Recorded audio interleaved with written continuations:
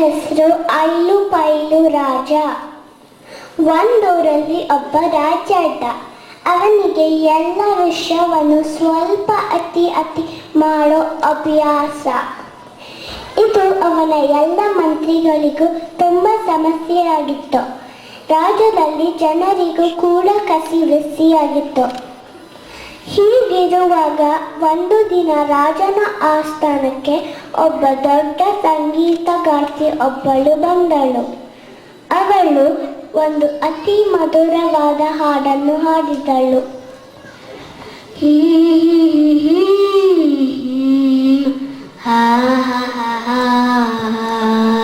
ಪಂಚಮ ವೇದ ಪ್ರೇಮದ ನಾದ, ಪಂಚಮ ವೇದ ಪ್ರೇಮದ ನಾದ, ಪ್ರಣಯದ ಸರಿಗಮ ಪವನಂದ, ಹೃದಯ ಸಂಗಮ ಅನುರಾಗ ಬಂದ, ರಾಗರಾಗಿನಿ ಯೋಗಾರು ಬಂದ. ಆಹಾ ಆಹಾ ಓಹೋ ಓಹೋ, ಎಂತ ಮಧುರ ಗಾನ, ಎಂತ ಚೆನ್ನಾಗಿದೆ. ನನ್ನ ರಾಜ್ಯದಲ್ಲಿ ಹೀಗೆ ಯಾವಾಗಲೂ ಎಲ್ಲರೂ ಹಾಡುತ್ತಲೇ ಇದ್ರೆ ಎಷ್ಟು ಚೆನ್ನಾಗಿರುತ್ತೆ ಅಲ್ವಾ? ಎಲೆ ಮಂತ್ರಿ, ಈ ದಿನದಿಂದ ನನ್ನ ರಾಜ್ಯದಲ್ಲಿ ಎಲ್ಲರೂ ಹಾಡಿನಲ್ಲೇ ಮಾತಾಡಬೇಕು, ಇಲ್ಲ ಅಂದರೆ ಜೈಲಿಗೆ ಕಳಿಸ್ತೀವಿ ಅಂತ ಡಂಗೂರ ಹಾಕಿಸು.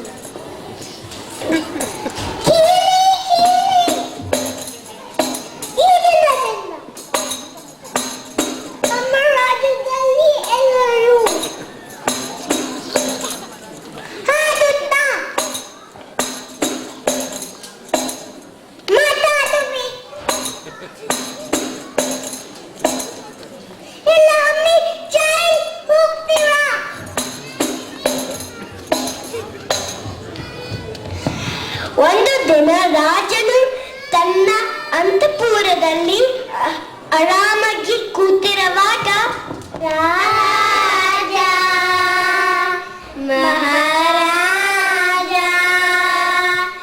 ರಾಜ ಮಹಾರಾಜ ಏನಿಂದ ಹೇಳಿ ಬೇಗ. ನಿಮ್ಮಯ ಅರಮನೆಯಲ್ಲಿ, ನೆಮ್ಮಯ ಅರಮನೆಯಲ್ಲಿ ಅಡುಗೆ ಮನೆಗೆ, ಅಡುಗೆ ಮನೆಗೆ, ಅಡುಗೆ ಮನೆಗೆ ಬೆಂಕಿ ಬಿದ್ದಿದೆ. ಎಂತ ವಿಷಯನ ಈ ಥರ ಹಾಡಲ್ಲಿ ಹೇಳೋದ? ತಲೆ ಕೆಟ್ಟದ್ದೀಯ ನಿಮಗೆ? ನೀವೇ ಎಲ್ಲರೂ ಹಾಡಿನಲ್ಲಿ ಮಾತಾಡಬೇಕು ಅಂತ ಅಪ್ಪನ ಹೊಡಿಸಿದ್ದೀರಲ್ಲ?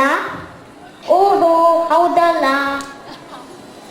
ಎಲೆ ಮಂತ್ರಿ, ಈ ದಿನದಿಂದ ನನ್ನ ರಾಜ್ಯದಲ್ಲಿ ಎಲ್ಲರೂ ಅಳುತ್ತಾ ಮಾತಾಡಬೇಕು, ಇಲ್ಲ ಅಂದರೆ ಜೈಲಿಗೆ ಕಳಿಸ್ತೀವಿ ಅಂತ ಡಂಗೂರ ಹಾಕಿಸಿ.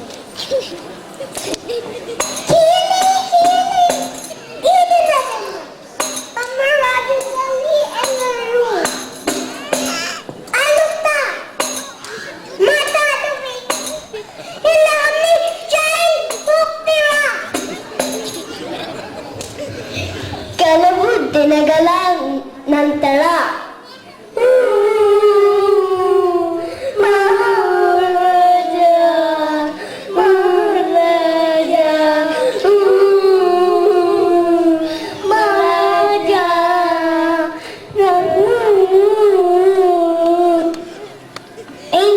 ಹೇಳಿ ಬೇಗ.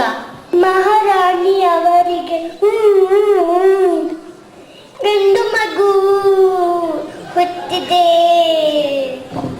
ಎಂತ ವಿಷಯನ ಈ ಥರ ಅಳುತ್ತಾ ಹೇಳುತ್ತಾ ಇದು ಸಂತೋಷದ ವಿಷಯ. ನೀವೇ ಎಲ್ಲರೂ ಅಂತ ಮಾತಾಡಬೇಕು ಅಂತ ಅಪ್ಪನೇ ಹೊಡಿಸಿದಿರಲ್ಲ. ಓಹೋ, ಹೌದಲ್ಲ. ಎಲೆ ಮಂತ್ರಿ, ಈ ದಿನ ನನ್ನ ರಾಜ್ಯದಲ್ಲಿ ಎಲ್ಲರೂ ನಗುತ್ತಾ ಮಾತಾಡಬೇಕು.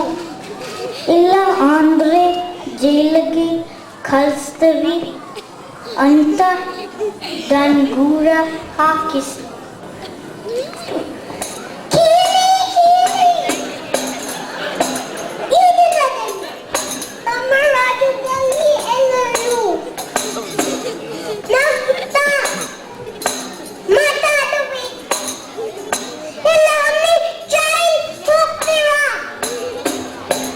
ಹೀಗೆ ಇನ್ನೊಂದು ದಿನ ರಾಜ ತನ್ನ ಆಸ್ಥಾನದಲ್ಲಿ ಕಾರ್ಯ ಮಗ್ನನಾಗಿರುವಾಗ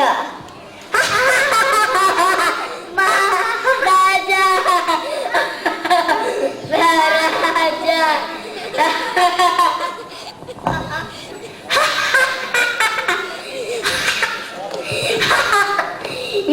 ನಿಮ್ಮ ತಾಯಿಯವರು ಬಿದ್ದು ಕಾಲು ಮಕ್ಕಂದು ಎಂತ ವಿಷಯನ ಈ ತರ ನಗುತ್ತಾ ಹೇಳೋದ? ಇದು ದುಃಖದ ವಿಷಯ. ನೀವೇ ಯಾರು ನಗ್ತ ಮಾತಾಡ್ಬೇಕು ಅಂತ ಅಪ್ಪನ ಹೊಡೆಸಿದ್ದೀರಲ್ಲ. ಓಹೋ, ಹೌದಲ್ಲ. ರಾಜರೇ, ಈ ತರ ಯಾವಾಗಲೂ ಒಂದೇ ತರದ ಭಾವನೆಯಲ್ಲಿ ಮಾತಾಡೋದು ಸರಿಯಲ್ಲ. ಯಾವ ಸಂದರ್ಭದಲ್ಲಿ ಯಾವ ಭಾವನೆ ಸರಿ ಹೋಗುವುದೋ ಆ ಭಾವನೆಯಲ್ಲಿ ಮಾತಾಡಬೇಕು. ಮಂತ್ರಿಗಳೇ, ನಾನು ಹುಚ್ಚಾಗಿ ಏನೇನು ಅಪ್ಪನಿ ಹೊಡಿಸದೆ ನನ್ನನ್ನು ಮನಿಸಬೇಕು. ಈ ದಿನದಿಂದ ಎಲ್ಲರೂ ಮಾಮೂಲಾಗಿ ಮಾತಾಡಬೇಕು ಅಂತ ತಿಳಿಸಿ ಬೀದಿ. ರಾಜನಿಗೆ ತಾನು ಮಾಡಿದ್ದು ತಪ್ಪು ಅಂತ ತಿಳಿಯಿತು. ಇದನ್ನ ನೋಡಿ ಮಂತ್ರಿಗಳೆಲ್ಲ ಸಂತೋಷ ಪಟ್ಟರು.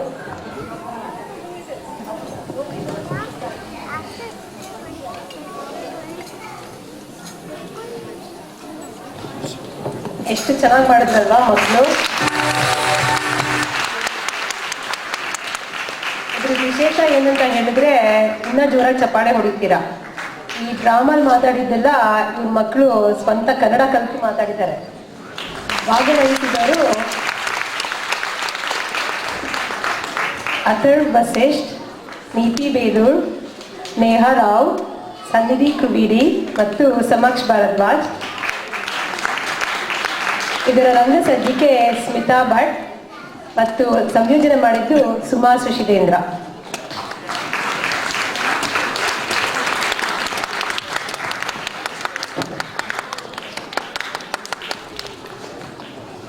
ಇವರೆಲ್ಲರಿಗೂ ನಮ್ಮ ಧನ್ಯವಾದಗಳು.